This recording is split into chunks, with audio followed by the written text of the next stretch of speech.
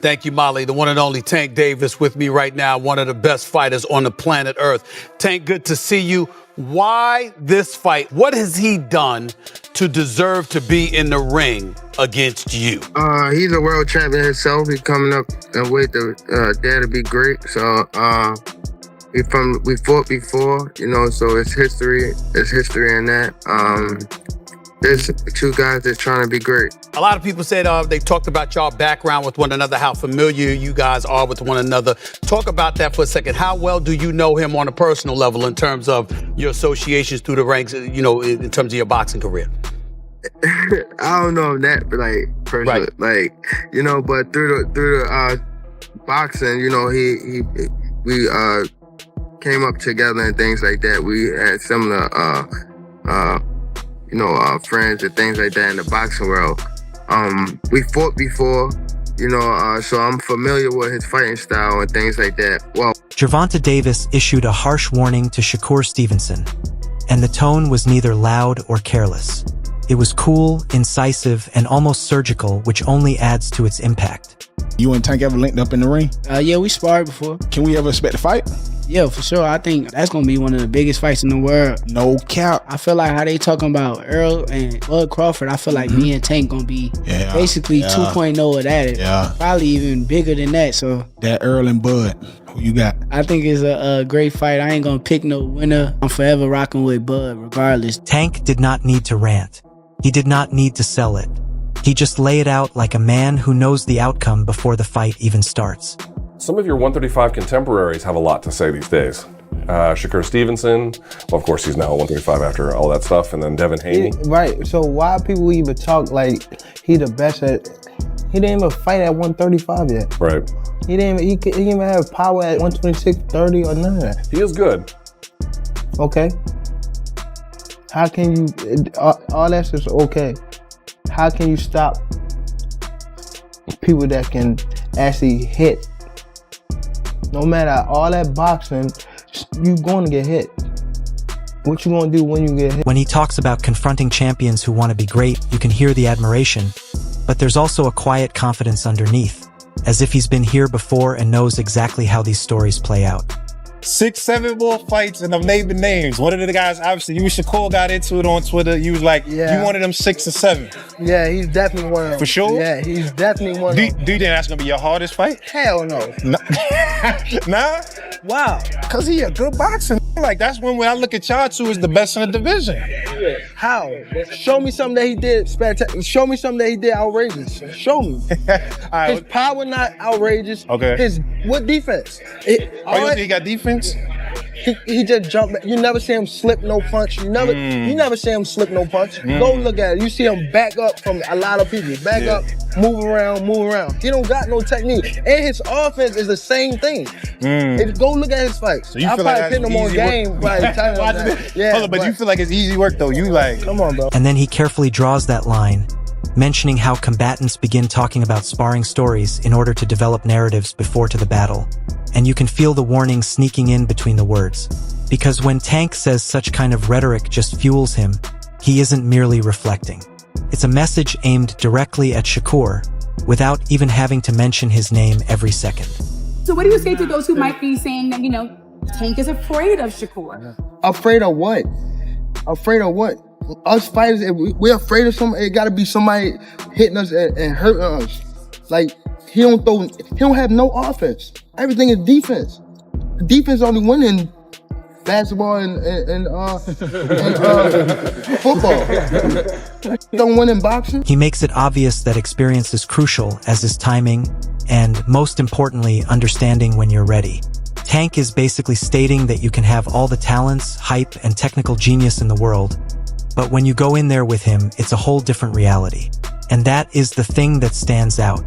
Face of boxing and he get a lot of knockouts that people kind of making it like, if you ain't doing what Tank doing, then they gonna say it's boring. Do you feel like it's because of how his style is that they kind of putting that on you, like wanting you to do that? People is blessed with different ability. He's blessed with a God-given ability that he crack you, 9 times out of 10, you gonna go down. That's his ability. Yeah. I'm blessed with God-given eyes. A lot of people don't understand how good my eyes is. I can see really good. Like punches come my way, I know how to get away from them right at any given time. Our ability abilities are just different, so they probably are judging me from a scale of him, but at the end of the day, he's a great fighter. He's a special fighter, but I'm special in. He is not dismissing Shakur's abilities. He's wondering if he really understands what he's getting into. It is the same energy he felt before past fights. Calm on the surface, hazardous beneath, like a hurricane that does not need to be announced. And if Shakur hears that, it's more than just confidence. You're hearing a message that Tank considers himself the final level, not simply another opponent. Thinks that Tank is gonna go in there and just knock out Shakur. It's gonna That's not gonna happen. But it shouldn't have taken this fight. I knew he couldn't for people to realize. Yeah. Right. I knew that too. But yeah, Shakur is a defensive specialist. And I've been saying this for a long time. If you pay attention to how Tank would react whenever Shakur's name came up, I was like, yo, it's something that Tank knows that most people don't know or understand. It's something that he sees in Shakur. It could be the fact that Shakur was a 2016 silver medalist. And just when Tanks is over there delivering his quiet, calculating warning like a man who has already seen the concluding credits, Roy Jones Jr. comes in and flips the entire script with that legendary level perspective that makes you stop and think for a second. Roy is not yelling. He is not taking sides emotionally. He's breaking it down like a scientist who's seen every type of excellence before. And when he says Shakur is beating Tank right now, he is not being disrespectful. Rather, he is diagnosing. What Tank has going on outside the ring. Yep. But who wins that fight right now, in your opinion? Right now, Shakur wins it because of his discipline. Because he showed against Teofimo that he can stay very disciplined all night. And he's the type of guy, he don't really do a lot of crazy stuff in his life normally. So it's like discipline is a thing that is not only exercised inside the ring, it's exercised also outside. He's pointing directly toward discipline. And I enjoy how he connects everything inside and outside the ring, because that's something fans don't often consider. Roy is essentially stating Shakur fights in the same way he lives. Controlled, sharp, with little wasted movement or turmoil. Meanwhile, he glances at Tank and says, "Don't get this misconstrued. This guy is dangerous." However, outside noise can sometimes intrude and interfere with interior activity. That is not a competence issue. Rather, it is a focus issue. And coming from Roy, that feels different. But this is when things get heated because Roy doesn't simply crown Shakur and walk away. He instantly retracts, saying that if Tank is locked in and properly disciplined, he is a problem for everyone. That's what gives this showdown the impression of a coin flip with ramifications. The fight being like it is right now, I would lean towards Shakur because of his discipline, but don't get it twisted. If somebody could beat him, Tank Davis would be that person because of his intangibles. When Tank is disciplined and got his mind on right, Tank is a problem for anybody. Because Tank can fight better than most people think he can. It's just that sometimes his outside antics get the better of him and it makes people think less of him. One individual brings surgical precision, while the other brings frightening anarchy. And Roy is effectively telling us that the winner is determined by mindset on that particular night, not simply skill. And when he mentions Shakur taking Teofimo to school, he's implying that this kid isn't just winning. He's educating elite boxers in real time. But then you imagine Tank in there timing one shot and altering the entire narrative in a second. And suddenly everything feels unpleasant again. That's what makes this competition so crazy. It's not about who is the best overall. It's about who presents the best version of oneself when it counts the most. Four division champion already. Still looking to get more. Show that he has all the tools, all the tactics. Stay cool under pressure. Proved a lot of things. Took a good fighter and took him to school. And that's what great fighters do. So it's like, you gotta give him his props. Excellent outcome. And shouts out to Teofimo too for taking a fight at that risk at that time in his career because that was a high risk for Teofimo. And just as Roy Jones Jr. is breaking it down like a professor discussing discipline against anarchy, Terrence Crawford steps in with that cold, no-filter honesty that feels less like analysis and more like a direct warning to the entire division. Crawford does not even bother to disguise it. He openly admits that he dislikes Tank on a personal level.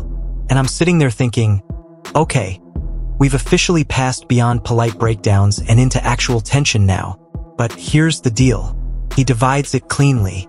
He gives Tank great credit as a combatant.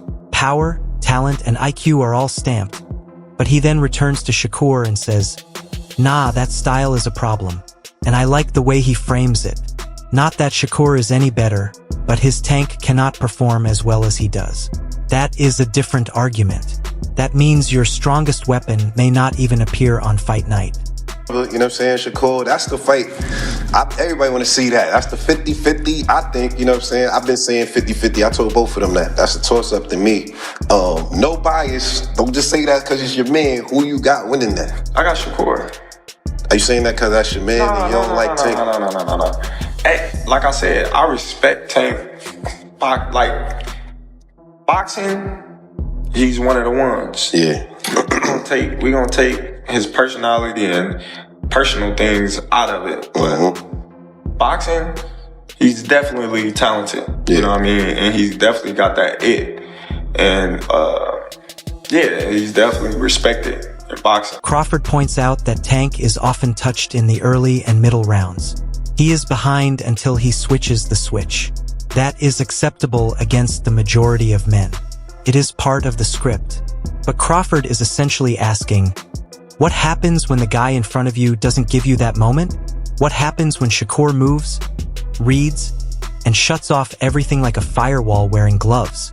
And the comparison to Floyd is not a coincidence. Crawford informs you, we've seen this movie before. People describe it as dull until they realize they can't land anything. He then throws in Keshin, like, don't get too comfortable. Another problem emerges in real time. That's when it truly hits, since it's no longer simply Tank versus Shakur. There's a whole wave of combatants who don't follow the same rules. So I'm looking at this fight like, yeah, Tank has that equalizer, but what if there isn't anything to equalize? But Shakur is a different fighter. You know, Shakur is different. You know, people may call him boring. People may say he can't punch. But they say the same thing about Floyd. Because they defensive fighters. Yeah. Tank is not going to be able to hit Shakur like he hit everybody else. And he know that. I will pick Shakur because I don't believe Tank will be able to land those big shots on Shakur like he does everybody else. Right. Shakur defense is just... And just as Crawford lays it out like a quiet storm, essentially stating Tank might swing at ghosts all night if Shakur gets into that groove, the Portaway team steps in and turns it into a full-fledged debating room where nobody agrees but everyone makes sense at the same time. One voice says, Shakur beats him. Calm, assured, and without hesitancy. Another immediately leans the opposite direction, saying, hold on, y'all still haven't seen the best version of Tank yet. And I'm sitting here thinking, that's the scariest argument in boxing. We haven't seen the Mythical's ultimate shape because it sounds weird until it does not. Then they begin breaking it down like a chess match. And that's when things get very fascinating. They are debating about tempo rather than who is harder. According to one person, Shakur's defense and punch volume exceed 12. The other claims Tank does not require volume. He only needs one moment. And suddenly we're back at the same unsettling question. What happens when accuracy meets patience, and strength lurks in the shadows like a story twist? Tank Davis, all he takes is one shot. He's a very patient fighter. He doesn't throw a lot of shots, but every shot he throws, he makes them count. I said that's the best chess match in boxing. Definitely. I was getting ready to say, I'm going with Tank in 12. He stops him in 12? No. Just decision, 12-round decision. He stops, I got him stopping Shakur 11. Then Porter joins in with that dead experience viewpoint, discussing what-if scenarios. And that changes the entire dynamic because it is no longer about skill. It's about uncharted territory. He's basically questioning what will happen if Shakur is touched clean for the first time. Tank-level timing clips rather than grazes or taps. I enjoy how they bring up Barrios as proof that the Tank has been tested. He was in deep water and figured it out in the middle of a struggle. But Shakur has been so clean and controlled. We almost feel as if we're waiting for someone to make a mistake in the equation to watch how he reacts. Then they start flinging predictions about like darts. Stoppage, decision, draw, and no one agrees. And this makes the conflict feel even bigger. And when they say it's the best bout in boxing, it's not just hype, it's truth. Because this isn't simply about styles clashing. This is where philosophies collide. One guy is pressing the rhythm, while the other refuses to dance to it. And, if you think about it, that is more than simply a conflict. That is a mental battle with gloves on. Interview 14. Well, when I look at the way both fighters box, I think it's a match made in heaven. It's the match made in heaven. Now I close my eyes and I'm thinking, I'm watching Shakur fight, man. Those more punches than Tank. Yeah, that could be a problem for him. It could be a problem. And the thing about it is, his defense is good. And if it goes the distance, you said. So, when you take a step back and look at everything, the Tank versus Shakur discussion becomes much more than just who wins. Tank is moving like a finisher in a video game. Calm, waiting for that one opportunity to finish everything in an instant, while Shakur is out here playing chess as if he's already read the last chapter. Manipulating space, manipulating tempo, and making skilled fighters appear as if they attended the incorrect exam. Then you hear voices like Roy Jones Jr. saying, "Discipline tips the scale." Crawford warned that Tank's most powerful weapon might not even land. Porter reminds us that a single clean moment can rewrite everything we believe we know. And that is the beauty of it. Nobody is totally correct. However, no one is wrong. Because the fight is no longer about resumes or highlights. It's about identity. Does power interrupt perfection? Or does precision ruin it?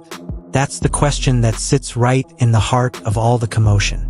And, to be honest, that is why this battle feels more than simply about belts and rankings. It feels like a statement about what boxing truly means at the greatest level. Yeah, y'all don't nobody want to hear a draw, but it's gonna be, and this is gonna be a straight up. I got an 11-round stoppage by Tank. If he don't stop him, who you gonna give it? I got Tank 8-4. He says draw. I say Shakur throws more punches. Our guest is on the line. If we go 12 rounds, I think Shakur got it. One moment, sir. Yeah. I think Shakur got it. If it goes 12. Yeah. Because he throws more punches. Leave your thoughts in the comments. Let us actually talk about it.